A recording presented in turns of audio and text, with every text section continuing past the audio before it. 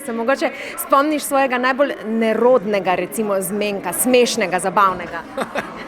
Vse pa moja, ne? Jaz sem bil ful časa samski. Jaz sem res plejado teh nerodnih zmenkov.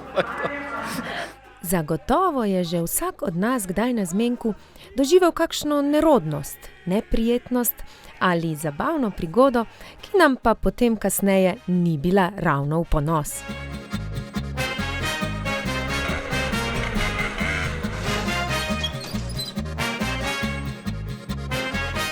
Pa saj poznate tisti občutek pred randijem, živčki delajo na polno, napetost v zraku pa bi človek lahko rezal z nožem.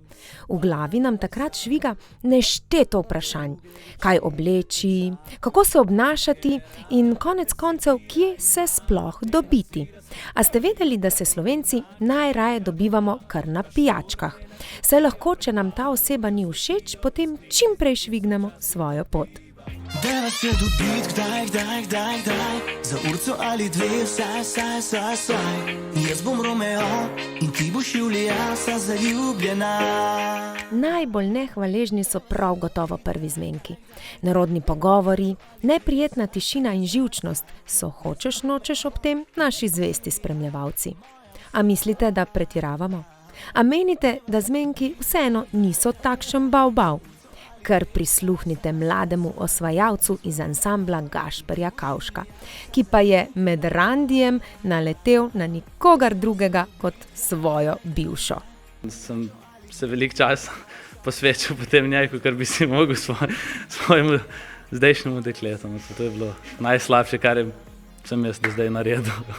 No, fantič, bo drugič treba malce bolje premisliti tole zadevo, a ne?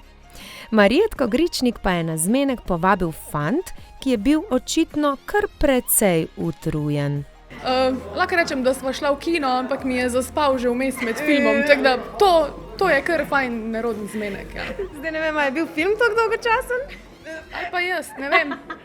Sva šla sam na enega, tako da. Na zmenkih se nam zgodi tudi, da pogosto ne vemo, kako prebiti led. Recimo tudi o čem se pogovarjati in kdaj narediti tisti korak naprej. Kdaj je torej pravi čas za prvi poljub ali prvi objem? Še posebno smešna prigoda se je zgodila postavnemu Franku Bajcu. Eno punco sem hotel objeti od zadaj, pa ni vedela, da prihajam in se je lih takrat ustala in sem padel na tla in imam spomin za celo življenje. Včasih pa se tudi tisti najbolj nerodni zmenki izkažejo za najlepše. Kristjan iz Petovija kvinteta je prav takšnega doživel svojo sedanjo ženo. Tisti dan je bil še posebej štorast. Recimo kozarca nisem znal pecljatega pravilno prijeti in sem ga držal recimo kot lopato. A to ti je ona rekla? Ja, to mi je povedala šele takrat, ko sem se poročila. Ja, ampak očitno ji je bilo to všeč oziroma si jo z nečem drugim pritegnil potem. Ja, mislim, da mi je takrat to oprostila in rekla, naj ti bo, verjetno sem imel druge vrednote. No, Kristjan, da te nekoliko potolažimo. Ti si vsaj vedel, da si na zmenku.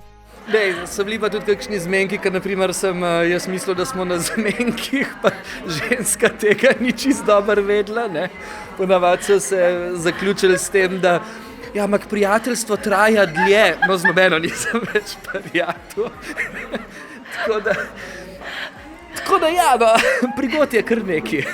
Super, bova kar tle končala, ker me že mišice bolijo trebušne.